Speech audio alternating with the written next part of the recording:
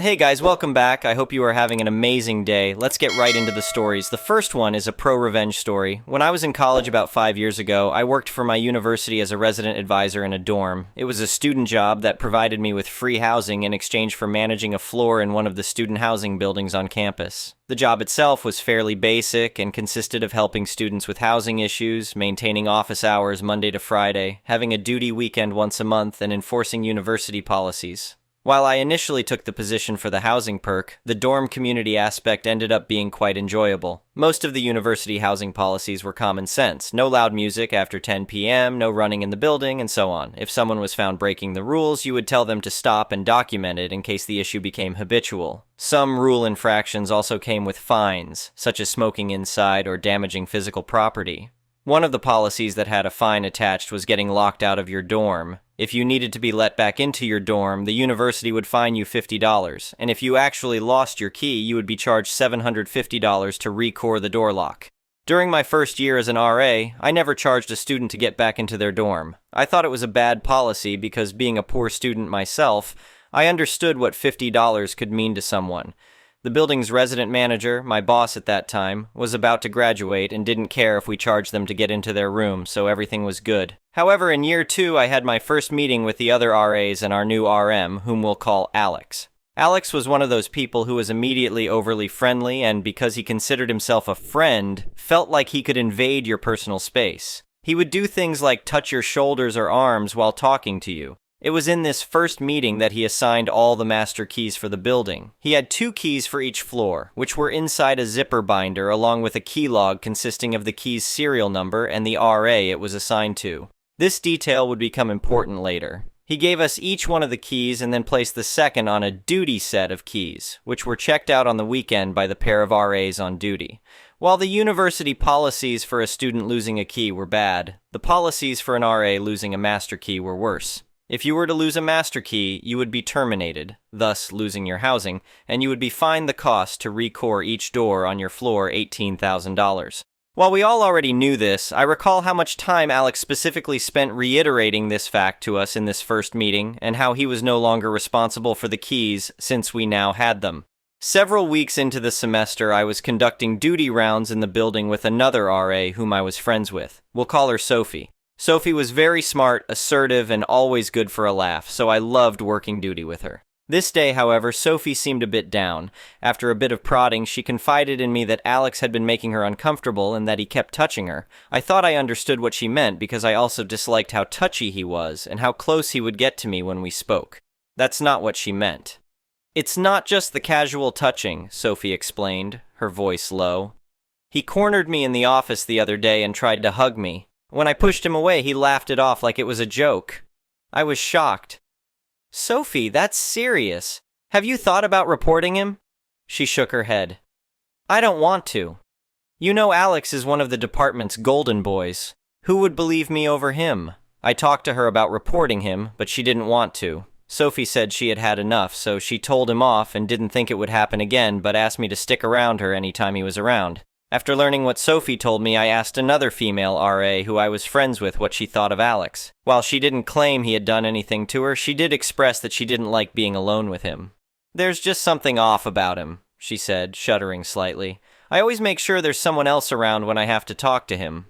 I decided he was a creep, and I became very brief any time I had to speak with him. I also made sure I would stick around after staff meetings until everyone left and would linger in the office doorway if Alex called one of the girls back. The year went on, and I continued doing my job just as I had the year before. I documented major and minor incidents, but I never documented letting students back into their dorms. One weekend, I was on duty and got a notification on the duty phone from a student. I called them, and they were locked out on another floor. I grabbed the duty set keys and headed to let them back into their dorm. In the hallway, I ran into Alex, who asked what I was doing.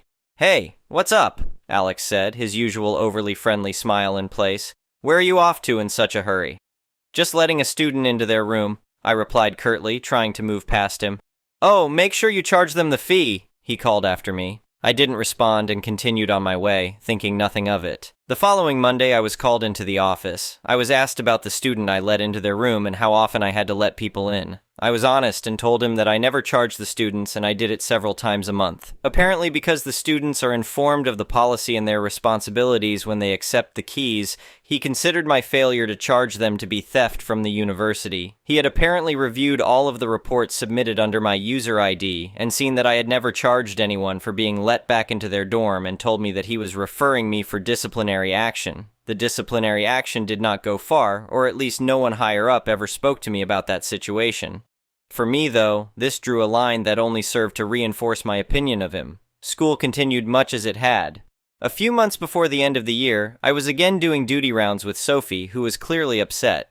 Apparently, a few nights prior, she had a late night and a few drinks with friends. Early the next morning, a student had awoken her from her drunken stupor because they had locked themselves out of their dorm. Still half asleep, she grabbed her master key and let the student in. When she returned to her room, instead of putting the key up, she had set it on her counter where it then fell into the trash. Awake the next day and not realizing what had happened, she took her trash to the dumpster, and it was gone to the dump before she remembered what happened. Sophie couldn't afford to lose her job, housing, and being fined $18,000. She was at a complete loss as to what to do. "I can't believe this happened," Sophie said, her voice trembling. "What am I going to do? I can't lose everything over this stupid mistake."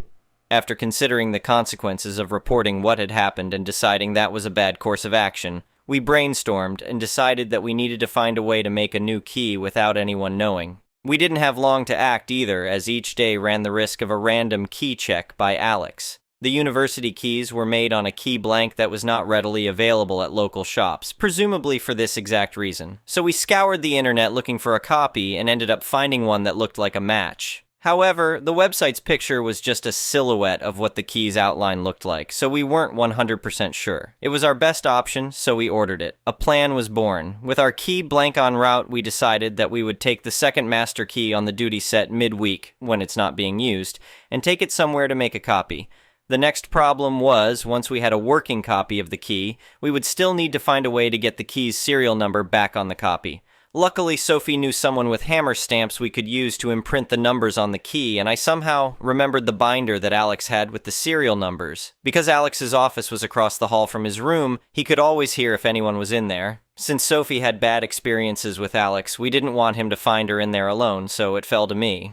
I waited until night on one of my duty weekends and got into the office. I opened the door as quietly as I could and snuck in, leaving the door only slightly ajar so that no one in the hall could immediately see in. I was only halfway through looking for the binder when I heard his door open. Sure enough, Alex stepped in and asked what I was doing. "Oh, hey, Alex," I said, trying to sound casual despite my racing heart. "My laptop's not working, so I had to use the university computer to file an incident report." The lie was good enough, and he bought it, leaving me alone to continue my search. It only took a few minutes before I found the binder and got the key number assigned to Sophie. I went ahead and filed a bogus report on a minor infraction in case Alex checked and was out of there.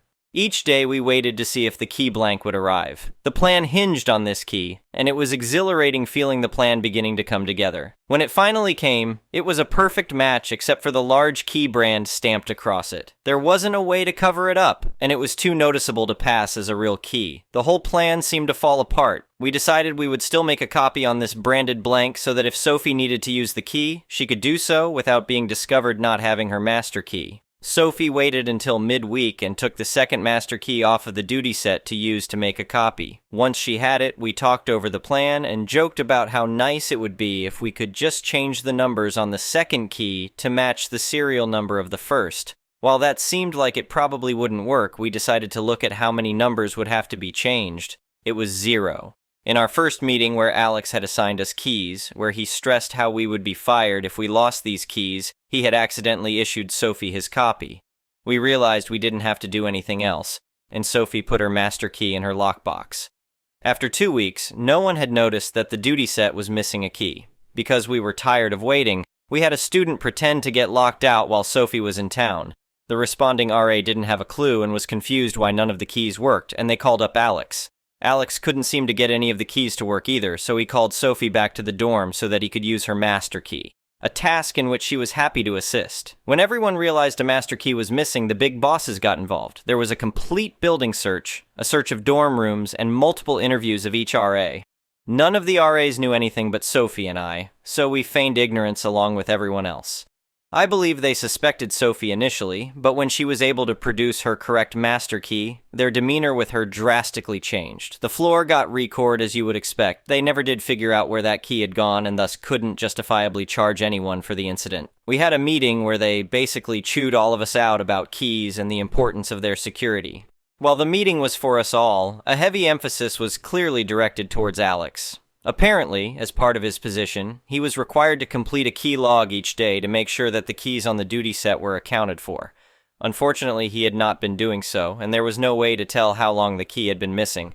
Like he had told me when he wrote me up, this was important since those keys were assigned to him, and he had been informed of the policy and his responsibilities when he accepted the keys. Since he was the boss's golden boy, they didn't fire him like we were all warned would happen. Alex did end up getting a substantial fine, and while I don't know the exact amount, I do know he was incredibly upset about it. The year was almost over, and Alex got moved to another building the next year, so I never had much more to do with him. I do know that he ended up losing his job due to some incident involving another female RA. Well, that was longer than I expected. Hopefully it's worth a laugh for anyone who actually read it, and at least I have it written down now. The next one is an entitled people's story.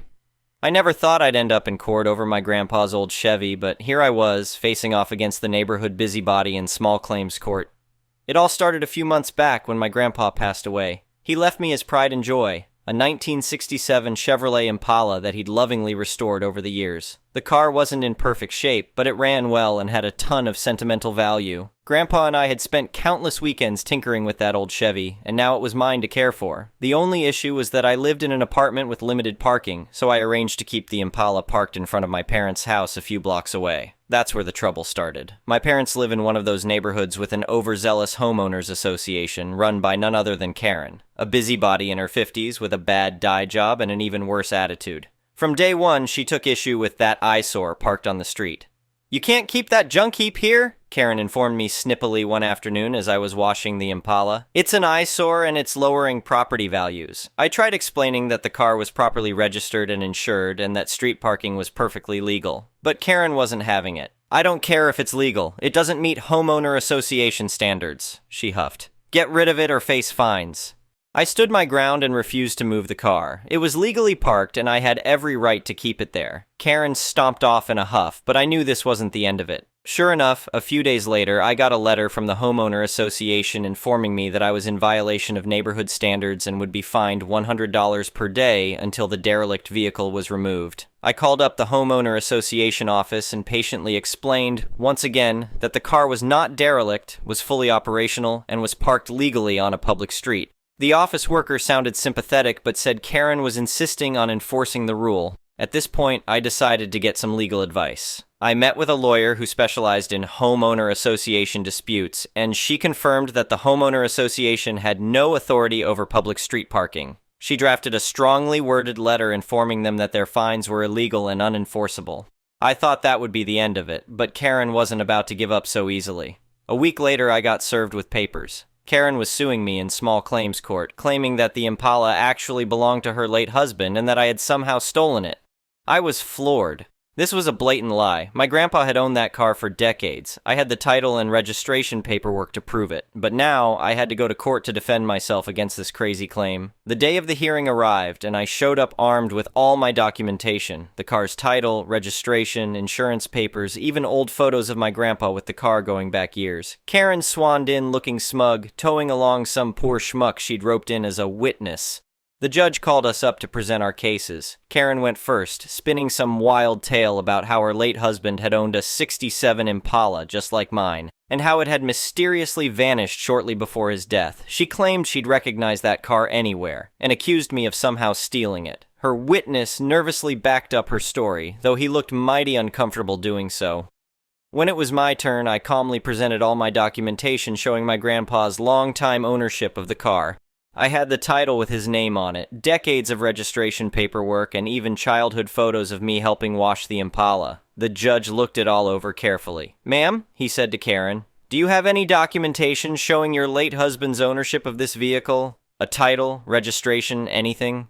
Karen hemmed and hawed, claiming the paperwork must have been lost when her husband died. The judge wasn't buying it. "Young man," he said to me, "your documentation clearly shows your grandfather's ownership of this vehicle going back many years. The title is in his name and was properly transferred to you upon his death. I see no evidence to support the plaintiff's claim." He ruled in my favor, dismissing Karen's bogus lawsuit. As we left the courtroom, I couldn't resist a little gloating. "Hey, Karen," I called out. "How about from now on you mind your own business and leave my car alone?" She glared daggers at me but said nothing as she stormed off. I headed home feeling vindicated, looking forward to taking my grandpa's beloved Chevy for a victory drive. But the saga wasn't quite over. A few days later, I came out to find the Impala covered in eggs and toilet paper. I had a pretty good idea who was behind it, but no proof, so I invested in some security cameras to keep an eye on the car. Sure enough, the very next week, the cameras caught Karen in the act of dumping a bucket of paint stripper on the Impala's hood.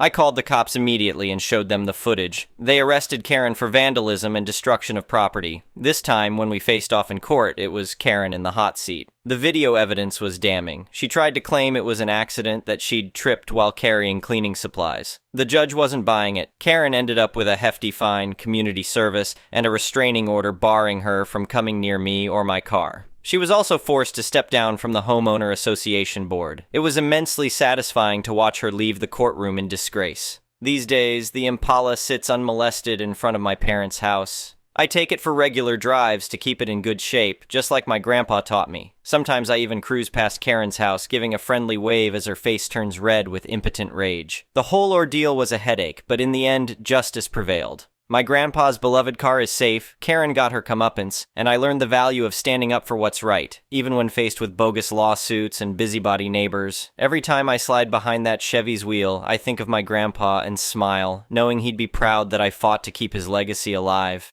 The next one is a petty revenge story. So I enrolled in an Instagram contest giving my details in order to win a home security system. This was a bit dumb on my part, but the way their salespeople approached me was uncalled for. For weeks, I got called every hour, and when I picked up, they hung up. I blocked the number, and they started dialing me with another number. At some point, I finally got someone on the line, asked them politely to please don't call me again and remove my number. They didn't. I used to work in B2B sales and even in a B2C call center, so I generally am open to talking to sales. However, this dialer was set very aggressively. For those of you who don't know how call center dialers work, a system calls you first, and when you pick up, check if an agent is available. If no agent is available, they hang up. This is to keep agents busy as much as possible, at the expense of the people in the list. So because I got sick of their aggressive dialer method and they didn't remove my number, I wanted revenge. I looked up all the phone numbers of employees I could find, I'm quite good at this, and created my own list. In this list I had the CEO, CFO, COO, VP Sales, VP Marketing, and all people if could find in my country on LinkedIn. I didn't discriminate. Interns, HR, legal, everyone with a LinkedIn profile I've added to my list. In comes my petty revenge. I've opened a clean VM, used a VPN, created a fake Instagram profile, and subscribed everyone in the 50-person list to the same Instagram contest.